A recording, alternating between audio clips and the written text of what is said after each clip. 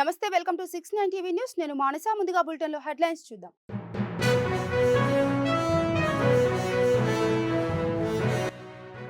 సంక్షేమ పథకాల మంజూరుకు అంతం కాదు, ఆరంభం మాత్రమే. ప్రజలందరికీ మంచి చేయాలనే పథకాలు ప్రారంభిస్తున్నామన్న డిప్యూటీ సీఎం.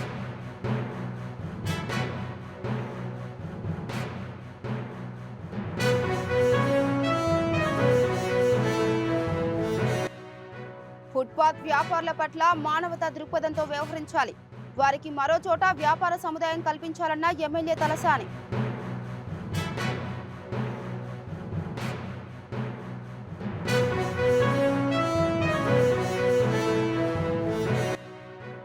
పోలవరం ఎడమ కాలువ పనులను 2025 జూలై నాటికి పూర్తి చేస్తాం.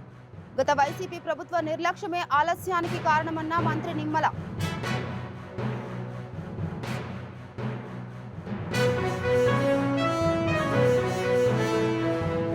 ఇక డీటెయిల్స్ వెళ్తే, ఇందిరమ్మ ఇల్లు, రేషన్ కార్డులు, ఇతర సంక్షేమ పథకాల మంజూరుకు అంతం కాదు, ఆరంభం మాత్రమే అన్నారు తెలంగాణ డిప్యూటీ సీఎం బట్టి విక్రమార్క. 4 సంక్షేమ పథకాలు వినబడడానికి చిన్నగా ఉండొచ్చు, కానీ ఈ పథకాల అమలుకు ఏడాదికి 45,000 కోట్లు భారం పడుతుందని, అయినా ప్రజలందరికీ మంచి చేయాలని పథకాల పంపిణీ మొదలు పెట్టామని తెలిపారు. రాష్ట్రంలో ప్రజా సంక్షేమ కార్యక్రమాలు అమలు జరగకుండా చేయాలని బీఆర్ఎస్ పార్టీ కుట్రలు పన్నుతుందని, నిధులు అందుబాటులో ఉన్న గత 10 ఏళ్ల పాటు బీఆర్ఎస్ ప్రభుత్వం సంక్షేమ పథకాలు ఎందుకు అమలు చేయలేదని ప్రశ్నించారు. చూసుకోవాల్సిందిగా కుటుంబ పెద్దలందరికీ కూడా నేను విజ్ఞప్తి చేస్తూ, ఈ రోజు ఈ రాష్ట్ర ప్రభుత్వంలో ఉప ముఖ్యమంత్రిగా, ఆర్థిక శాఖను చూస్తున్నటువంటి వ్యక్తిగా, ఈ ఖమ్మం జిల్లా వాసిగా, బిడ్డగా నేను చాలా సంతోషిస్తా ఉన్నాను. ఈరోజు రాష్ట్రంలో ఆనాడు ప్రతిపక్ష నాయకుడిగా 10 ఏళ్ళు ఈ రాష్ట్రాన్ని దోపిడీ చేస్తూ పేద ప్రజలకు అన్యాయం జరుగుతూ ఉంటే, ఆదిలాబాద్ నుంచి ఖమ్మం వరకు పాదయాత్ర చేసిన వ్యక్తిగా, ప్రతి గ్రామంలో చూసినటువంటి సమస్యల్ని పరిష్కారం చేసే దిశలో ఈరోజు ఆర్థిక శాఖ మంత్రిగా నాకు అవకాశం వచ్చింది. వచ్చిన అవకాశాన్ని, ప్రతి అవకాశాన్ని ప్రజల కోసమే ఉపయోగిస్తాం, ప్రజా సమస్యల పరిష్కారం కోసమే వినియోగిస్తాం, ఈ సంపదని ప్రజలకే పంచుతామని చెప్పి ఖమ్మం జిల్లా బిడ్డగా మీ అందరికీ మాటిస్తా ఉన్నాం. ఈ ప్రభుత్వం ప్రజలకి అంకితం. ఈ నిర్ణయాలన్నీ కూడా ప్రజా సంక్షేమం కోసమే పనికొచ్చే విధంగా నిర్ణయాలు తీసుకుంటాం. పెట్టే ప్రతి పైసా, తీసుకునే ప్రతి నిర్ణయం, ఆనాడు మేము చూసినటువంటి ప్రజల సమస్యల పరిష్కారానికి నా ఈ సంతకం కానీ, నా ఈ నిర్ణయం కానీ ఉపయోగపడుతుందా లేదా అని 10 సార్లు ఆలోచన చేసి నిర్ణయం చేస్తామని చెప్పి మీ అందరికీ మాటిస్తూ, ఈ రాష్ట్ర ప్రభుత్వం ద్వారా ఈ రోజు జరుగుతున్నటువంటి ఈ సంక్షేమ కార్యక్రమంలో లబ్ధి పొందుతున్న మీ అందరికీ. ఫుట్పాత్ వ్యాపారమే వారి జీవన ఆధారమని, వారి పట్ల మానవతా దృక్పథంతో వ్యవహరించాలని ఎమ్మెల్యే తలసాని శ్రీనివాస్ యాదవ్ అధికారులకు సూచించారు. పద్మారావు నగర్ లో ఫుట్పాత్ వ్యాపారులు, పార్క్ అభివృద్ధి కమిటీ, వాకర్స్ అసోసియేషన్ ప్రతినిధులు అధికారులతో సమావేశమై వారి సమస్యలు తెలుసుకున్నారు. ఈ సందర్భంగా ఆయన మాట్లాడుతూ, అనేక ఏళ్లుగా ఫుట్పాత్ పైనే ఆధారపడి చిరు వ్యాపారులు తమ కుటుంబాలను పోషించుకుంటున్నారని తెలిపారు. గత 2-3 నెలల నుండి వారు తీవ్ర ఇబ్బందులు ఎదుర్కొంటున్నారని తెలిపారు. వారికి జీవన ఆధారం పోకుండా స్థలాలను నిర్దేశించి ఆ పరిధిలోనే వ్యాపారం చేసుకునే విధంగా చూడాలని ట్రాఫిక్ పోలీసులకు సూచించారు. నన్ను ప్రోత్సహించి ముందుండి నడిపించి, అలా ఒకటి చెప్తే నేను ఇంకోటి ఎక్కువ చేసి అన్నకు మంచి పేరు తీసుకొచ్చిన. ఈ విషయంలో నేను అన్నకు ఎప్పుడు రుణపడి ఉంటా. అందరూ అంటుంటారు చాలా మంది, ఇక్కడ పార్టీల పరంగా కూడా చాలా రకాలుగా నన్ను చాలాసార్లు ఈ మాట, ఈ ముద్ర మరొకసారి గుర్తు చేస్తూ, సీనియర్గా కొన్ని విషయాలు చెప్పలేని పరిస్థితులు కొంతమంది ఉన్నారు. అందరికీ కొంతమంది పేర్లు చెప్పలేదేమనుకోవద్దు. రెండే విషయాలు ఉంటే, ఇప్పుడు చూస్తే ఓపెన్ జిమ్ వచ్చిన తర్వాత, మంచి గ్రీనరీ వచ్చిన తర్వాత, ఇక్కడ గార్డెన్స్ వచ్చిన తర్వాత చాలా మంది వాకర్స్ వస్తుంటారు.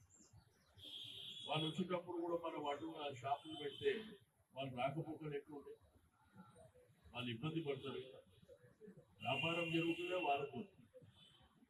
ఇప్పుడు మీ దగ్గరికి వ్యాపారం ఏమన్నా కొనుక్కోవాలంటే చుట్టుపక్కల పనులు ఏమన్నా కొంటారు కదా, బయట వచ్చి కొనడు కదా, నేను వాళ్ళకే ఇబ్బంది. మొత్తం కలిపితే 20 షాపులు లేవు. ఇక ఆంధ్రప్రదేశ్ ను పరిశ్రమల హబ్ గా అభివృద్ధి చేయడం జరుగుతుందని మంత్రి మండిపల్లి రాంప్రసాద్ రెడ్డి తెలిపారు. యువగలం పాదయాత్రతో రాష్ట్ర రాజకీయ చిత్రపటాన్ని యువనేత లోకేష్ మార్చేశారని చెప్పారు. యువనేత లోకేష్ యువగలం పాదయాత్ర ప్రారంభించడంతో అప్పటి ప్రభుత్వ పెద్దల్లో వణుకు మొదలైందన్నారు. ప్రజలకిచ్చిన హామీ మేరకు సూపర్ 6 పథకాలన్నీ అమలు చేయడం జరుగుతుందని చెప్పారు.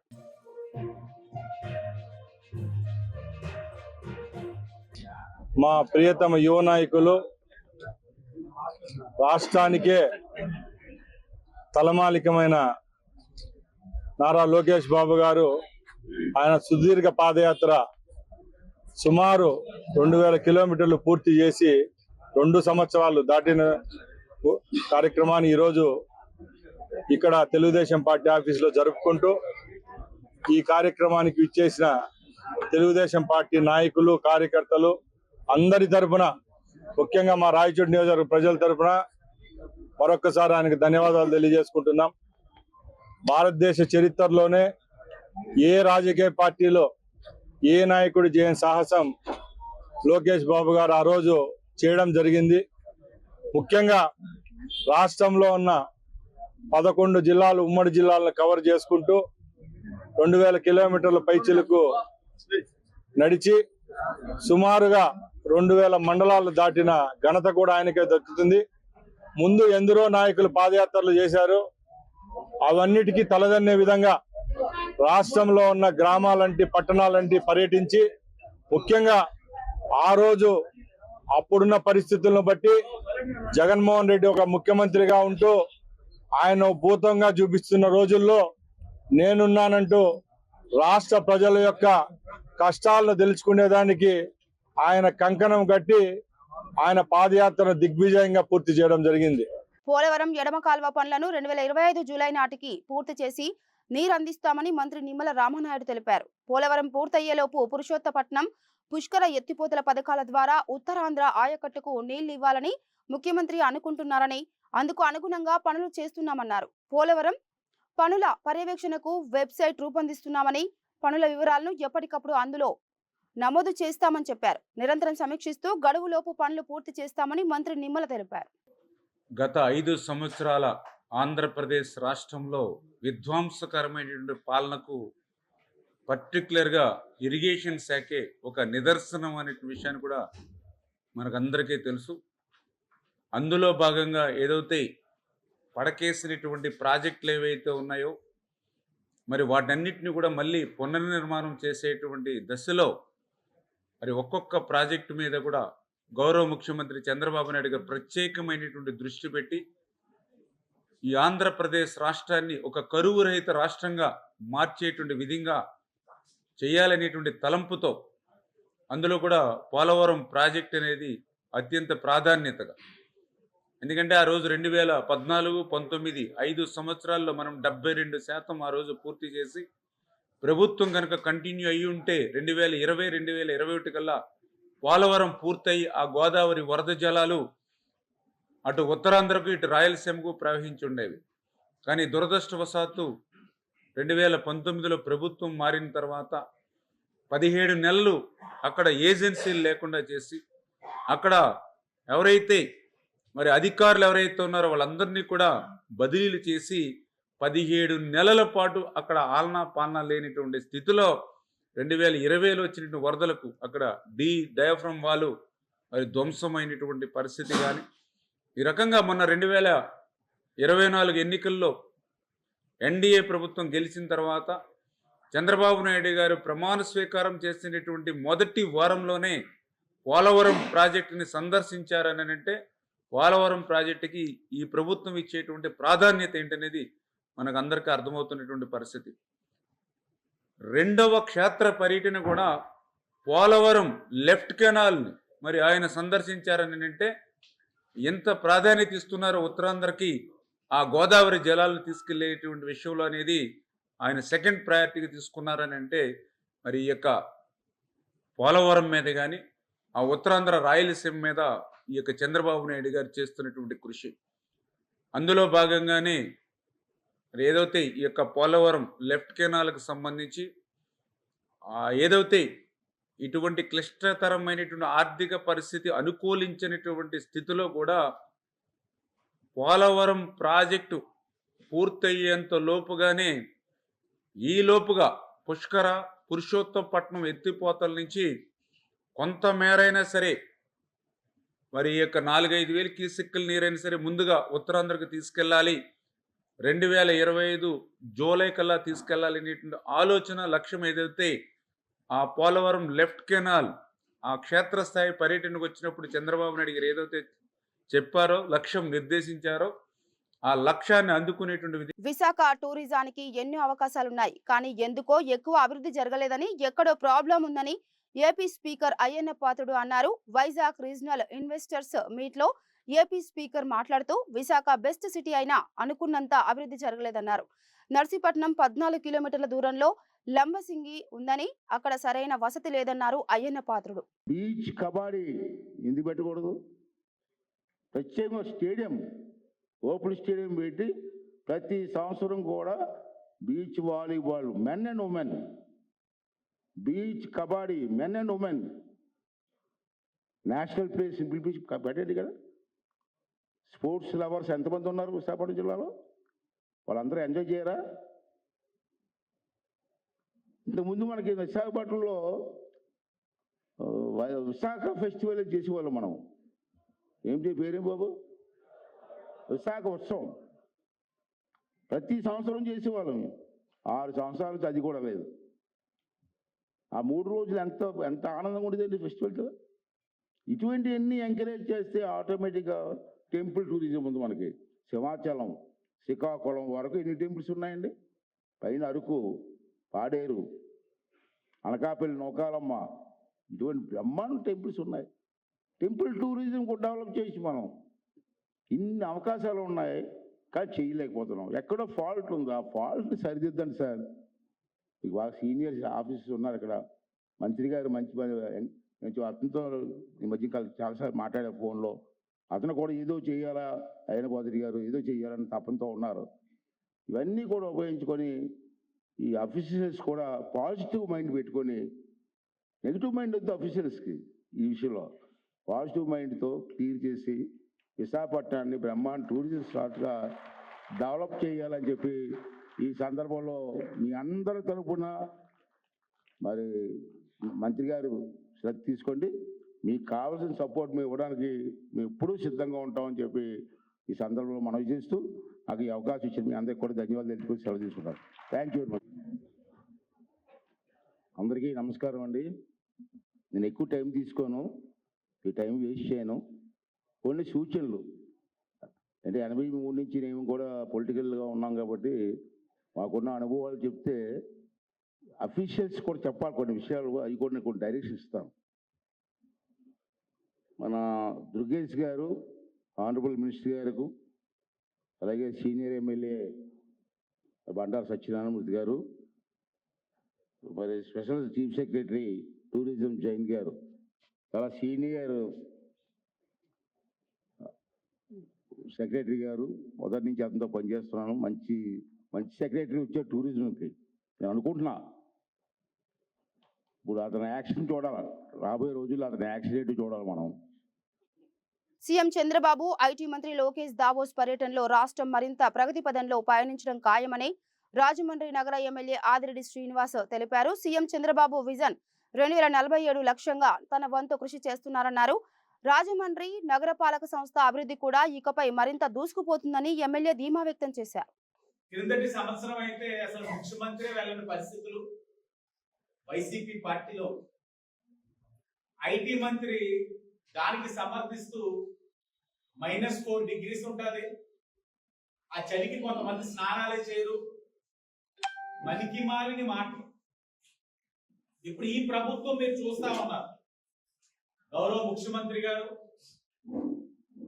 ఐటీ మరి విద్యాశాఖ మంత్రి లోకేష్ గారు, అలాగే పరిశ్రమల మంత్రి టీజీ భరత్ గారు మరి వారి బృందం వెళ్ళి ఏ విధంగా అంటే స్వతహాగా అందరూ కూడా వరల్డ్ ఎకనామిక్ ఫోరం మీటింగ్ అయినట్టునే రాష్ట్రానికి ఎన్ని లక్షల పెట్టుబడులు వచ్చేసింది, ఎన్ని లక్షల కోట్లు పెట్టుబడులు తెచ్చేశారు, ఏ పరిశ్రమ వచ్చేస్తుందని అడుగుతారు.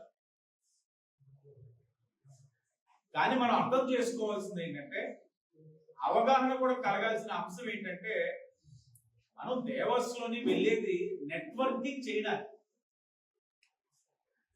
నెట్వర్కింగ్ చేసుకోవడానికి. వివిధ దేశాల ప్రతినిధులు కానీ,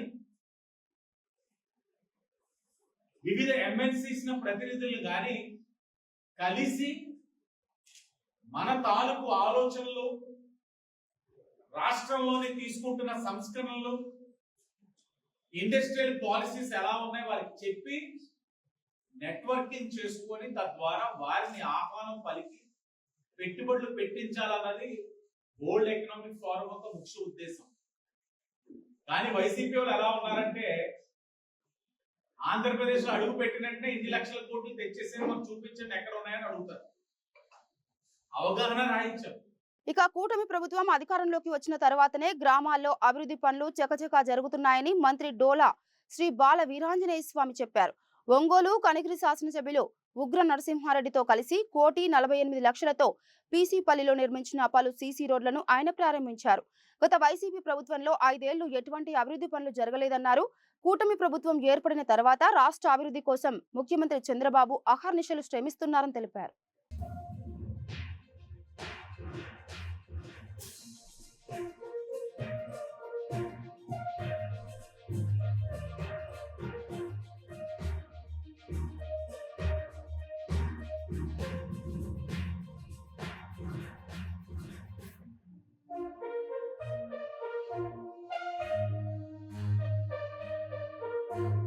నిర్మించినటువంటి సిమెంట్ రోడ్లకి ఈరోజు ప్రారంభోత్సవం చేసుకోవడం జరిగింది. ఈ నిధులు తీసుకురావడంలో మన శాసనసభ్యులు ఉగ్ర నరసింహారెడ్డి గారి చొరవని ప్రత్యేకంగా అభినందిస్తా ఉన్నాం. ప్రభుత్వం వచ్చి 8 నెలలు కూడా పూర్తి కాకముందే 2 కోట్ల రూపాయలతో సిమెంట్ రోడ్లని నిర్మించి ప్రారంభించుకోవడం అభినందించదగ్గ విషయం. ఆ గ్రామాల్లో ఎస్సీలు వాళ్ళ అప్రోచ్ రోడ్లు వాళ్ళు చాలా ఆనందాన్ని వ్యక్తపరుస్తూ ఉన్నారు. చాలా కాలం మేము గ్రామాలకు వచ్చి 70-80 సంవత్సరాల తర్వాత మా ప్రాంతాల్లో ఈ రోడ్లు రావడం అనేది వాళ్ళ యొక్క ఆనందాన్ని చూస్తుంటే ఇదే ఉత్సాహంతో నియోజకవర్గం మొత్తం కూడా పూర్తి చేసే విధంగా మన ఎమ్మెల్యే గారి చొరవ ఉంది. భవనాలకు కూడా శంకుస్థాపన చేసుకోబోతున్నాం. ఈరోజు అనుకోకుండా మధ్యలో కంచర్లవారిపాలెం హై స్కూల్లో మిడ్ డే మీల్ చూద్దామని రావడం, ఇక్కడ వంట కూడా రుచిగా శుచిగా సంతృప్తికరంగా ఉంది. ఇక్కడ నేను ఎమ్మెల్యే గారి ఇద్దరం కూడా భోజనం చేయడం జరిగింది. మిడ్ డే మీల్లో కూడా మా మానవ వనరుల శాఖ మంత్రి లోకేష్ బాబు గారు ప్రత్యేకంగా చొరవ తీసుకున్నారు. ఆ మెనూ విషయాల్లో కావచ్చు, శ్రద్ధలో కావచ్చు. నేను అడిగాను ఇక్కడ ఏమన్నా ఎందువల్ల చేశారో, ఈరోజు మెనూ ప్రకారమే చేస్తామన్నారు. పిల్లలు కూడా చాలా రుచిగా ఉంటుందని చెప్పి సంతృప్తి ఇచ్చేసారు. ఈ సందర్భంగా ఒక్కసారి గుర్తు చేసుకుంటే మా విద్యాశాఖ మంత్రి యువగళం పాదయాత్రను చేపట్టి నేటికి కరెక్ట్గా 2 సంవత్సరాలు అవుతా ఉంది. మన కనిగిరి ప్రాంతంలో కూడా కొండేపి కనిగిరి ప్రాంతాల్లో కూడా వారు పాదయాత్ర చేశారు. ఆ పాదయాత్ర ఫలితమే ఈరోజు రాష్ట్రంలో ఒక అరాచక పాలన పోయి అభివృద్ధి సంక్షేమాన్ని చూసే పరిపాలన వచ్చింది. ఈ పరిపాలనలో దావోస్ నుంచి కూడా లక్షలాది కోట్ల రూపాయలు పెట్టుబడి తీసుకుని రావడం జరిగింది. పెట్టుబడి రాష్ట్రంలో రావడం జరిగింది. అంతేకాకుండా మనకి 4 లక్షల పైచిలకు ఉద్యోగాలకి కూడా మనం అవకాశాలు కల్పించిన పరిస్థితులు వచ్చాయి. విద్యారంగానికి, యువతకి, ఉపాధికి మా ప్రభుత్వం పెద్దపీట వేస్తుంది. కనిగిరి ప్రాంతంలో రిలయన్స్ కంపెనీ ద్వారా రెన్యూవబుల్ ఎనర్జీ 4,000 ఎకరాల్లో మనం ప్లాంట్లు పెడతా ఉన్నాం. నెల్లూరు రూరల్ నియోజకవర్గ పరిధిలోని 29వ డివిజన్ విఎంఆర్ నగర్ లో ఓ నివాసం వద్ద తవ్వకాల్లో దేవతామూర్తి విగ్రహం బయటపడింది. స్థానికులు తాత్కాలిక గుడిని ఏర్పాటు చేసి ప్రత్యేక పూజలు, అభిషేకాలు నిర్వహించారు. దేవతామూర్తిని ఏర్పాటు చేసే సమయంలో స్థానిక అధికారులతో వాగ్వాదం జరిగింది. అమ్మవారి దర్శనం కోసం పెద్ద ఎత్తున భక్తులు రావడంతో ఈ ప్రాంతం మొత్తం కోలాహలంగా మారింది.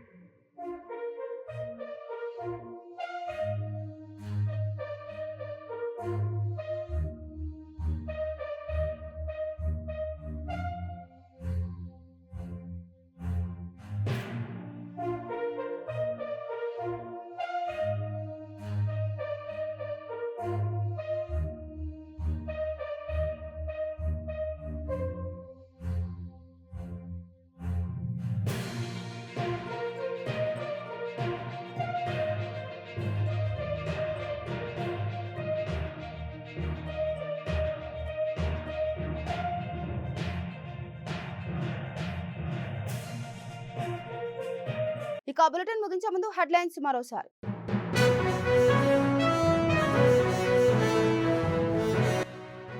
సంక్షేమ పథకాల మంజూరుకు అంతం కాదు, ఆరంభం మాత్రమే. ప్రజలందరికీ మంచి చేయాలనే పథకాలు ప్రారంభిస్తున్నామన్న డిప్యూటీ సీఎం.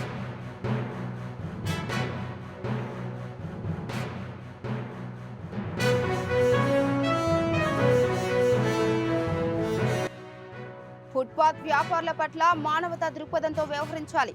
వారికి మరో చోట వ్యాపార సముదాయం కల్పించాలన్న ఎమ్మెల్యే తలసాని.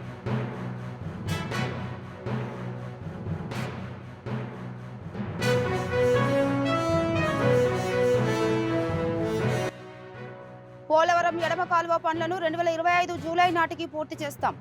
గత వైసీపీ ప్రభుత్వ నిర్లక్ష్యమే ఆలస్యానికి కారణమన్న మంత్రి నిమ్మల.